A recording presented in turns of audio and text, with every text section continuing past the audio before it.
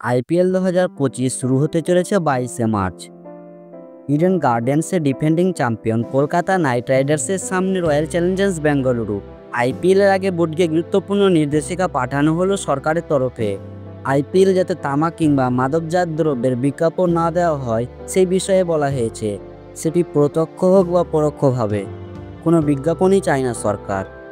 IPL governing কাউন্সিলের chairman Arun ধামালকে চিঠি দিয়েছেন director general of health service DGHS professor doctor Atul Goyal.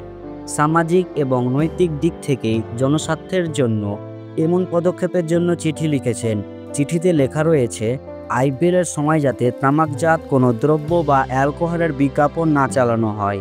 চিঠিতে আরও বলা হয়েছে, ভারতবর্ষের ক্রিকেটাররা নতুন প্রজন্মের কাছে আদর্শ। বিশ্বের অন্যতম জনপ্রিয় লিগ আইপিএল, দর্শকও প্রচুর, এর মধ্যে তরুণ প্রজন্মই বেশি। ফলে এখানে এই বিজ্ঞাপন চালানো মানে আরও বেশি করে তরুণ প্রজন্মের মধ্যে প্রভাব ফেলবে। শুধু তাই নয়, ম্যাচ ভেন্যুতে যাতে মাদক জাতীয় কোনো দ্রব্য বিক্রি না করা হয় সেদিকেও নজর দিতে বলা হয়েছে।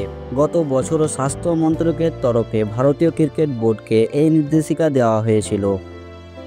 দর্শক, এখন এই পর্যন্ত।